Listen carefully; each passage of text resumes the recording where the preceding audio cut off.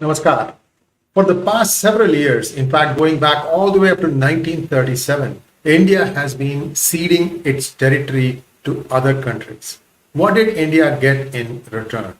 That's the question that we're going to ask, because if you remember in the BRICS meeting, one of the things that Prime Minister Modi kept emphasizing is that both China and India should respect the line of actual control.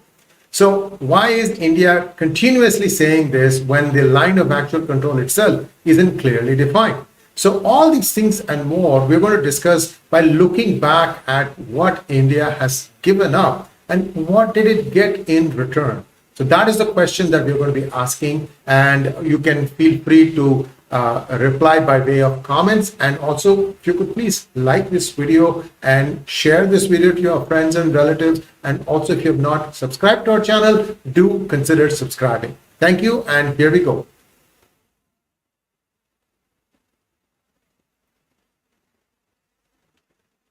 So India, since 1937, has been gifting away land that belonged to it.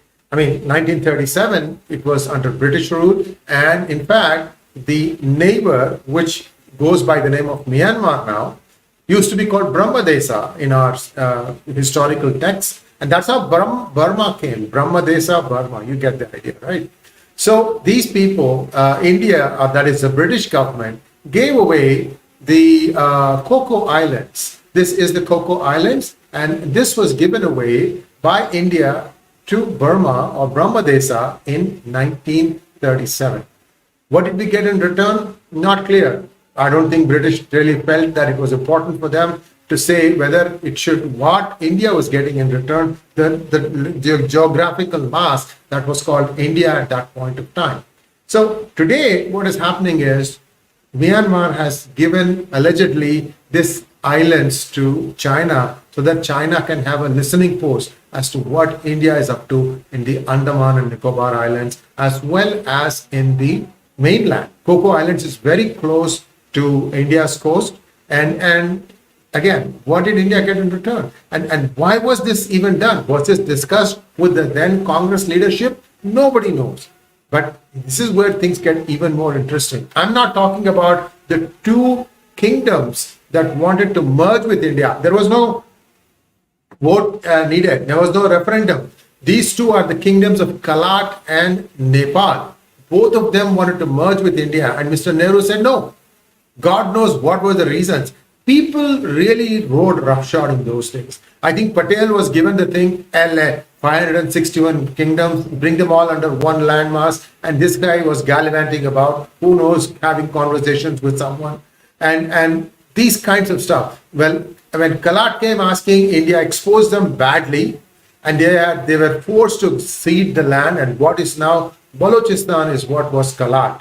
And if India had accepted them, that India would have had a Western India, just like Pakistan had West Pakistan and East Pakistan. And it's also a matter of record that when the Pashtuns wanted a plebiscite, whether they wanted to stay with India or with Pakistan, those polls were rigged.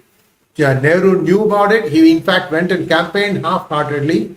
The British wanted it to not go with India. And you read the book In the Shadow of the Great Game, you will understand how many machinations were done and how they ensured that Badshah Khan, who was the frontier Gandhi, was completely sidelined during those days. So that is another topic. Nepal was an easy, low-hanging fruit. I don't know why Nehru didn't want to have Nepal. It's just weird. That's all I can say.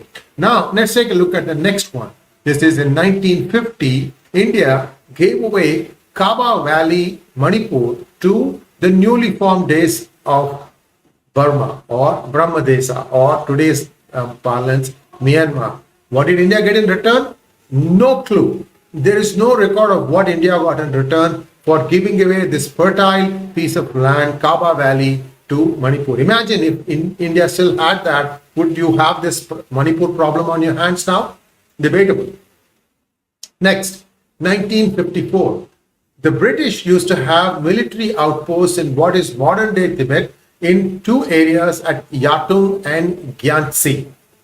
And India just vacated those military posts. In fact, Jawaharlal Nehru had the most warped idea about army For the longest time, he said that India doesn't need even an army.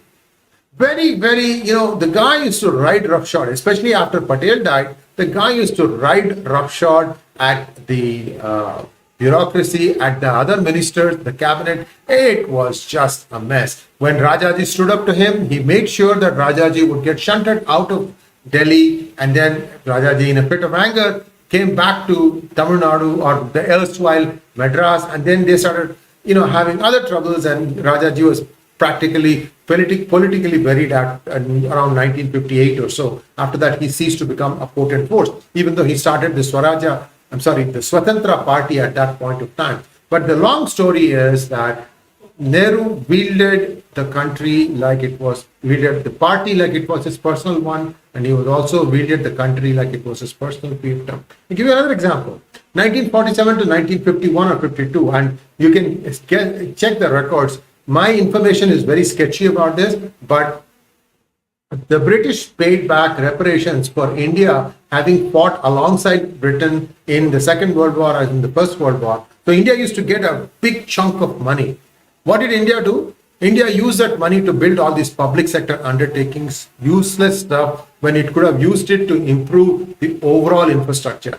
My 2 cents about Mr. Nehru is that somewhere along the line, he got compromised by the Soviet Russia at that point of time, because you still have that thing about the mystery of what really happened to Subhash Chandra Bose. Was there a deal done between Stalin and Nehru that, okay, I will take care of Subhash Chandra Bose, but you shall listen to me? Anyway, this man grew up in Cambridge when socialism was the big thing. He was a dreamer, never had feet on the ground. It was Patel who was the more deserving candidate to be the prime minister, and another person just fell for Nehru. Very unfortunate, even though the entire party, the Congress party, was screaming for the Sardar to become the prime minister.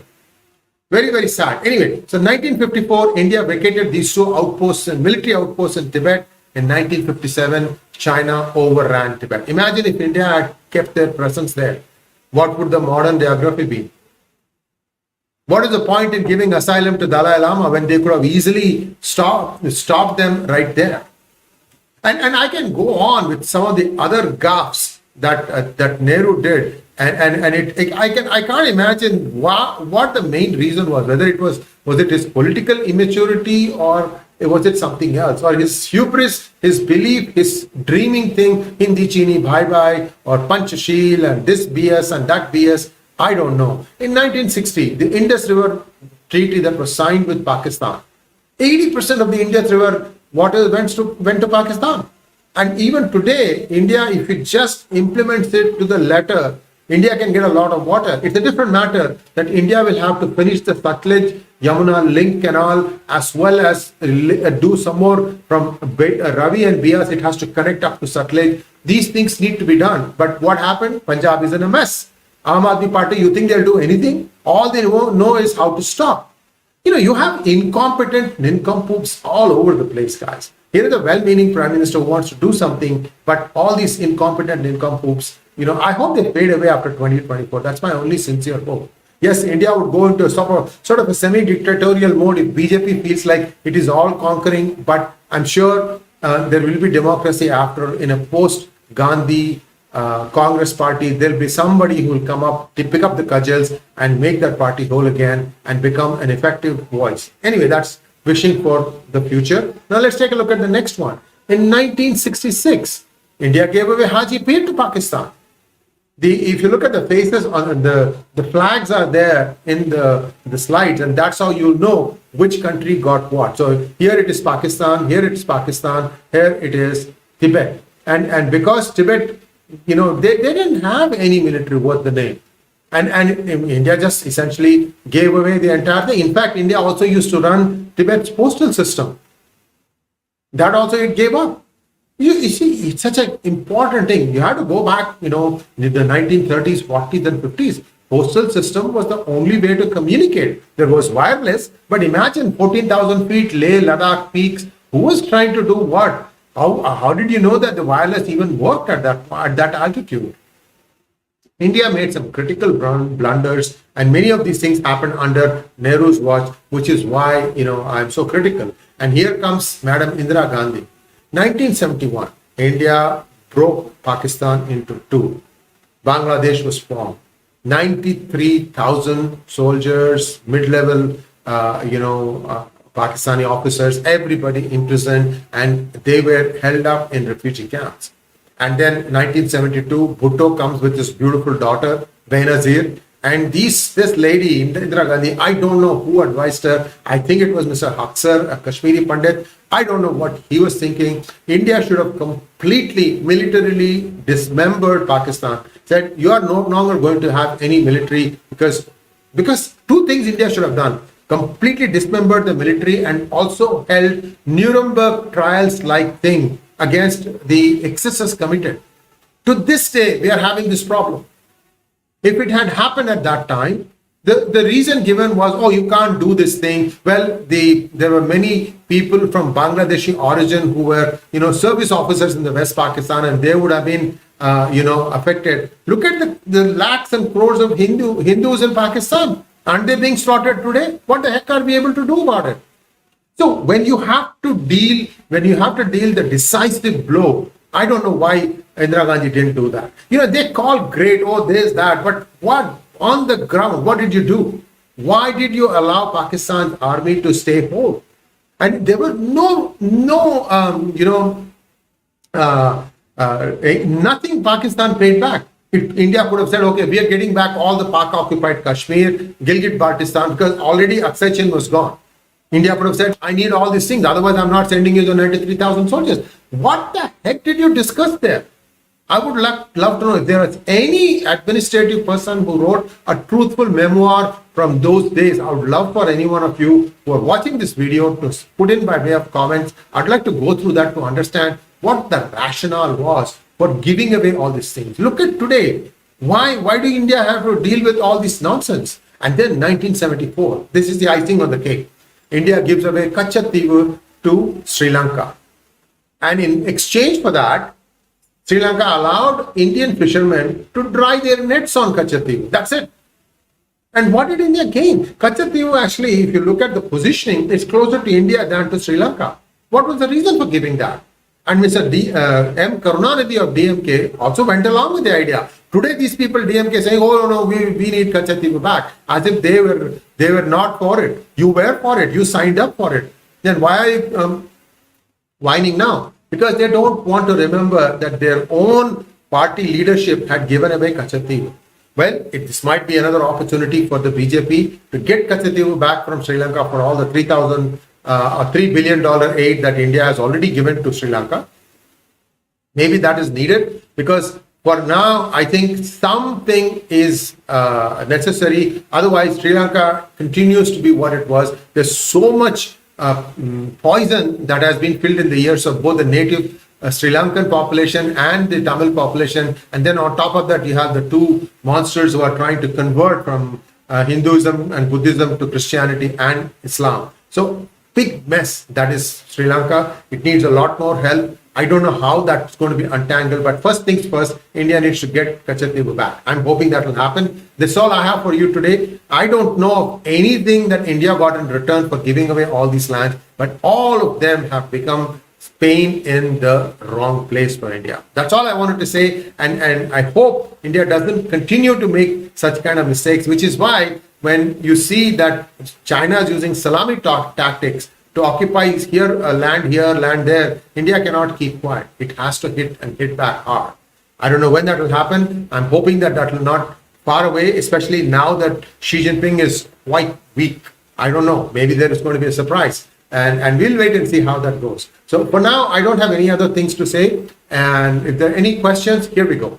First question from Pawan Kishore. There is an article in NDTV which talks about OCCRP Soros-linked group coming up with an expose on Indian corporate houses. Is it another toolkit in action? Pawan, you cannot be honest and be successful in business in India because there are so many rules and regulations. The rules and regulations were set up in a socialist regime, socialist era where the government mistrusted the corporates and they felt that these were all looters. And they used to put every hurdle in the way of the corporate houses from growing. They used to have licenses and permits. That was actually gotten rid of by Narsimha in 1992 or 1992, I think, 1992. Until then, India had permits. A pencil manufacturing company was told, you shall only manufacture 100 pencils in a day.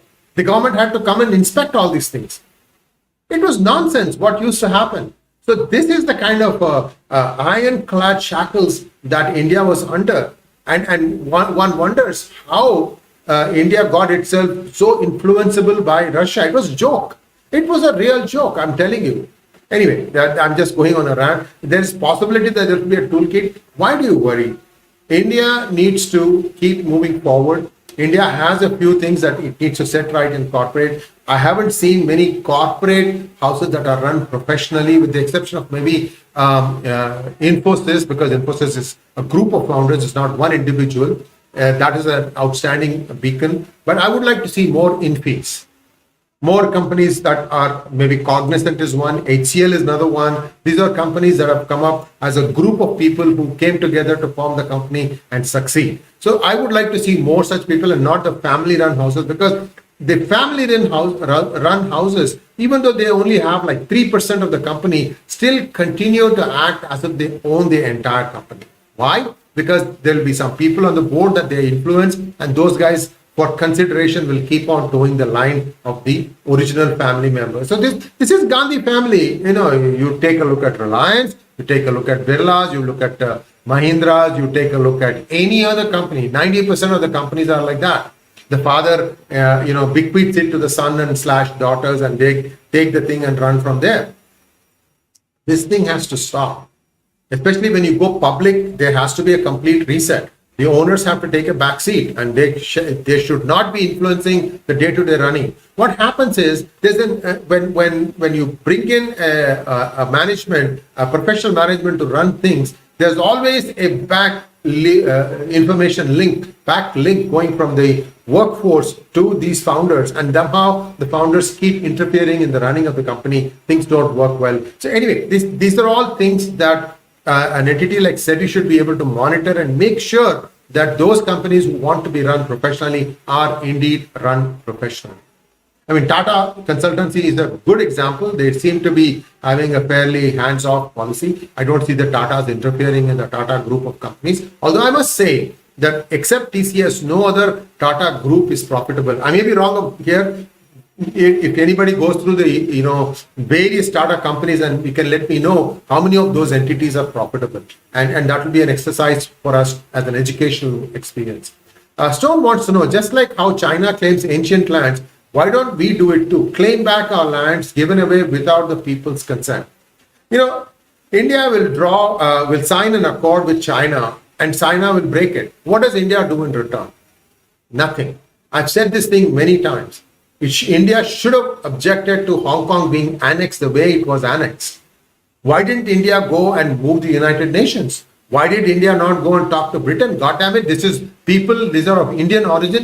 When people vacated from Sindh during the partition, they went to 3 different places. The majority came to India, some went to Hong Kong, and some went to Dubai. All these were British administered areas. You could go anywhere you wanted.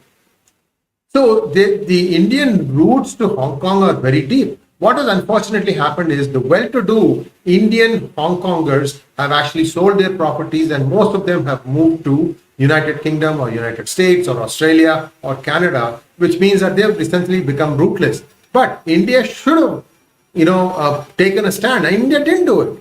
Even a moral, after a considerable amount of pushing by me and Pandit Satish Kumar Sharma by way of hangouts on P-Gurus, I think they started making some statements.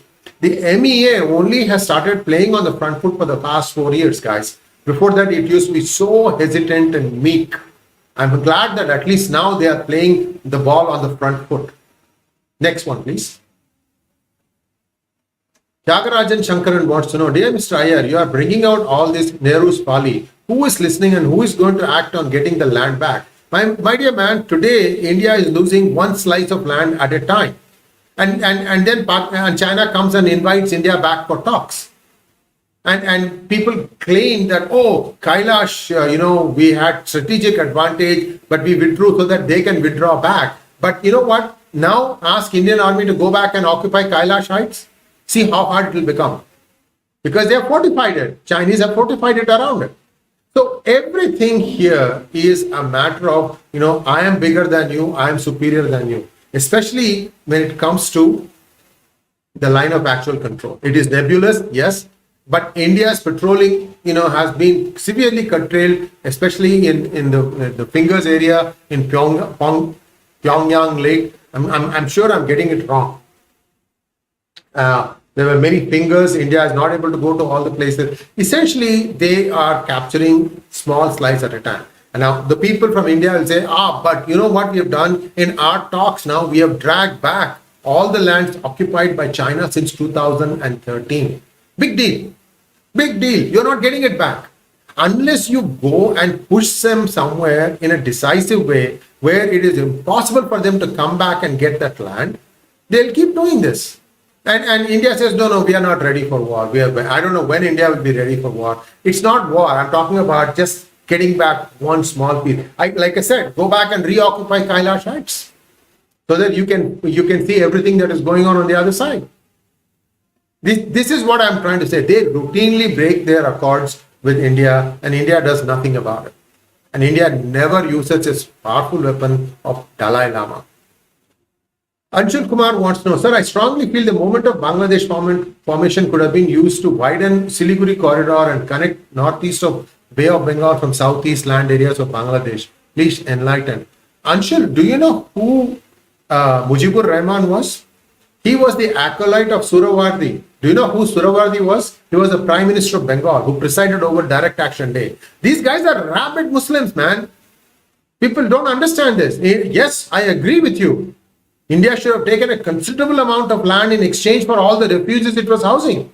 And I'm telling you, Indira Gandhi did not want to go and free Bangladesh. She was under orders. This is my interpretation. And from the Russians to not do that. But what happened was, on the ground, General Jacob, I think he was not a general at that time, maybe he was a brigadier general or a lieutenant general, he marched to Dhaka and occupied it and forced that surrender. They didn't want it. In fact, they acted against Jacob. They also acted against his boss, Sam Manekshaw. Indian politicians, I'm telling you, they are not worth. Anyway, there are some exceptions, but the less said, the better. Let me put it that way. So India didn't want to solve. India did not want to free Bangladesh. It was a few plucky officers who said, "We have come this far. Let us finish it." Yes. When it came for reparations, India should have had a Nuremberg style of court inquiry, because that would have put the fear of God in all these guys like the Miyamittus of today. That guy still roams around. Okay, 8 of his security detail has been finished off, but there are 192 still left guarding him. When is his number going to come? Next one, please. Bharatam wants to know, I had said PV was first BJP PM. Your comments, please. Well, this is Manishankar. I'm assuming that guy is a loudmouth, I'm telling you. And PV Narsimha Rao was a true Bharatiya. He was a patriot, and he knew more Bharatiyata than many of even the BJP of leadership of that time. And he used to quote liberally from, itihasas. And he was a class apart. And he knew who to take advice from for what topic. Okay, so these are all things that happened, and maybe you can think of him as a BJP prime minister. So what? In fact, the worst thing was the Congress party dug a hole for him under his very feet. And someday I'll have some more information about those Jain diaries and the truth behind the Jain diaries. Who really was taking money and who really did not, and whose name was put in because somebody else wanted him out of the way. So, Jain diaries, mark my words, I'll try and get that information someday. Thank you. Next one, please. Tava Pita, my father, okay. How can a PM give away sovereign land of the countrymen? What gives them this right? Well, it will be debated in the parliament, and if the leader says that we shall do it, the parliament. See, even today, right, I see so many comments that, Swami is opposing Prime Minister Modi. Listen, guys, you have to have a good, healthy dialogue about many things. You can't just, take somebody's word for it and run. You have to look at the pros and cons. That's why P Guru sometimes gives you differing, opposing viewpoints so that you understand this viewpoint and this viewpoint, and then you decide for yourself which is the correct one. And this is democracy's essential characteristic. And Indira Gandhi was a very powerful prime minister. I mean, she decimated the opposition, and the opposition also didn't cover itself in glory. There was a leader called Nijalingappa, powerful Karnataka leader. He was part of the Congress organization or Congress O, which consisted of Morarji Desai and all the stalwarts at that time. Nijalingappa was one of those. Now, he had a driver. His name was Jafar Sharif. Jafar Sharif used to overhear Nijalingappa plotting all the plans of how to counter Indira Gandhi, because the Congress had split into two: Congress I for Indira and Congress O for organization, which was the Morarji Desai faction. It had, I think, at some point of time, it also had Kamaraj and many big stalwarts. And Jafar Sharif used to take all the news and carry it back to Indira Gandhi, and for which he got richly rewarded as a minister, a car driver. Okay, so this is the kind of level of politics that was practiced in Congress. And when she became all-powerful, loyalty was the first requirement. You had to be absolutely loyal to her. It didn't matter whether you had brains or not. That was the kind of cabinet she bossed over. Okay, so this is the problem. And when she said that, we'll give it away, they gave it away. Nobody asked any questions. The first set of people who used to start asking questions from within Congress were people like Chandrasekhar. I think there was another guy, I'm trying to remember, Mohan Dharia, if I remember correctly, and another person, three people. They used to be called the Young Turks. And Chandrasekhar would not back down. In fact, he was a part of Congress when he was arrested as part of emergency. It's only after emergency that he came and joined Janata Party, the newly formed Janata Party. So dissent was a no. Nobody lived to say anything about it. This is the kind of Raj that Indira Gandhi ran. Whether it was Nehru, because once Patel passed, it was Rajaji who became the Home Minister, and he was pretty effective. But Rajaji was always one of those intellectual types. You are not smart enough to understand what I'm saying, that kind of outlook. So he never had the mass space. In fact, I don't remember him contesting in a post-independence era any election to win. Masses was not his forte. And Nehru knew that fully well, and that he exploited to the hill. So he sidelined Rajaji very easily. After that, there was nobody of that intellectual gravitas that could take Nehru on. That was the problem. And then the thing continued. Nobody can explain to me, even today, why Lal Bahadur Shastri had to go to Tashkent for talks. Yes, India had lost some places, India had won some places. India was within 4 kilometers of Lahore, guys, and they administered that area for several months. India had its postal system, the banking, everything was being run. Indian currency was being circulated. Why pull it back? And then the guy signs and then he dies in the process. And India doesn't even make a peep out of it, saying that there was something wrong here, we are not agreeing to this. And they could have just stayed their ground. All sorts of things happen. I mean, I tell you, today, we have to really compliment Modi for standing up to some of the bigger powers. People were very meek as prime ministers. They were very hard on their peers and their opposition inside India, but outside they were all sheep. Pawan Kishore wants to know, sir, just for curiosity, in Manishankar Iyer, same as Iyer in Tamil Nadu? Yes, it is. I think he was born in Pakistan, and I think he may have been born before independence. His father was also a civil servant, if I remember correctly.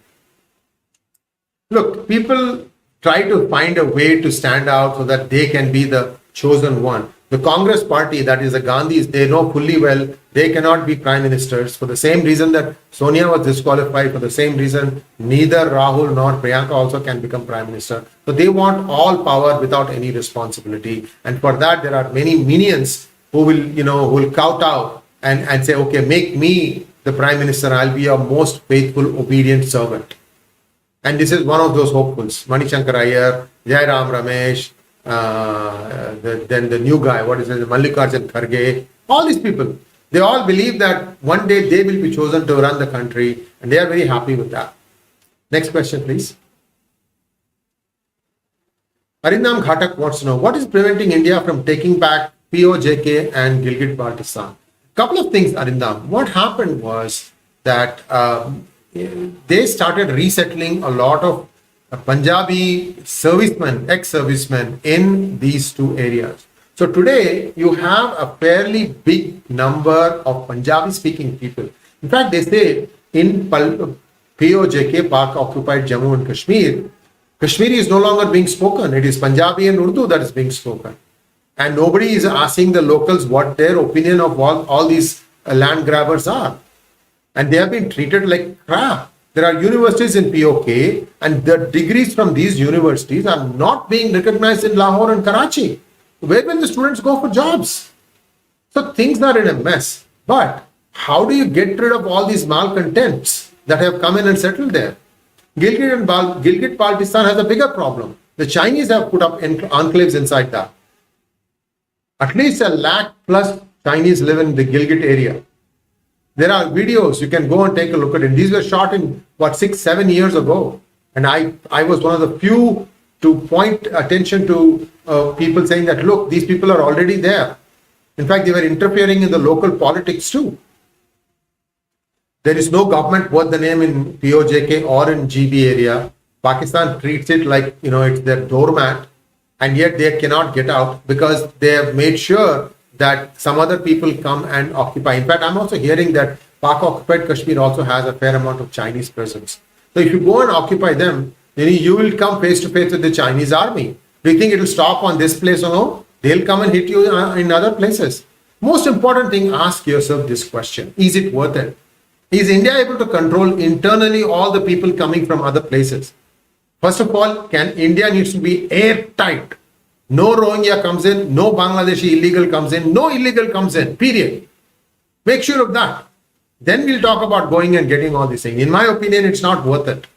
POK is a very arid region. It's got no natural resources. It's got a little bit of land. It is just a moral thing, but the victory might be Pyrrhic, meaning victory achieved at great cost. That's my 2 cents. Next one. Vijay Kumar Srivastava wants to know, Mr. Iyer, do you think Bangladesh is more dangerous for Hindus than Pakistan? Namaskaram. Vijay, it depends upon which government comes to power. There are 2 parties in Bangladesh. One is the first founder, Mujibur Rahman's daughter's party. The other is the first guy who assassinated him, his wife. I think her name is Khaleda Zia, if I remember correctly. Ziaur Rahman was the guy who assassinated Mujibur Rahman to take control. Now, those guys lean Islam. They are very radical. They have supposedly funded by ISI. And this side, which is more moderate, India helps them. In fact, the Bangladesh per capita income is going up. Today it is bigger, it's higher than that of Pakistan. They're growing fast. They need to also slow down their population growth. The reason simply is that Bangladesh sits on very low level area. And as the ocean warms, there's a real danger that much of Bangladesh can just go underwater. But they need to guard against that. So a lot of challenges like that. Let us hope that Sheikh Hasina Wajid comes back again and continues the work of progress and continues to A, lower the rate of growth, B, make it more friendly for the Hindus that are remaining there, make sure that all the radical elements are contained. A lot of things have to happen and India will continue to support them. Let's hope that that happens. KP Dwivedi wants to know, Sam Manekshaw was humiliated after 1971, even though he was given field marshal reluctantly, but not paid his dues of pension, even when he was sick and was in hospital. Yes, indeed, Dwivedi, there was a story of Abdul Kalam having visited Manekshaw and he asking him, is there anything I can do? Is there anything I can do? And then he said about his past dues not being paid, and Abdul Kalam took care of that. This was in the 2000s, months before Manekshaw passed away. So yes, we don't know how to celebrate our soldiers. And look at what happened to Rocket Man, right? So India needs to really understand. That's why I keep saying that don't take one person's word as gospel truth. Try to see an alternate point of view and see where the truth lies. It's often where you don't think it is. And I think we're done with our questions now. Thanks for listening in, and we'll be back again in the evening with regular programming. Namaskar. Please like, share, and subscribe to our channel, and don't forget to click on the bell button for notifications.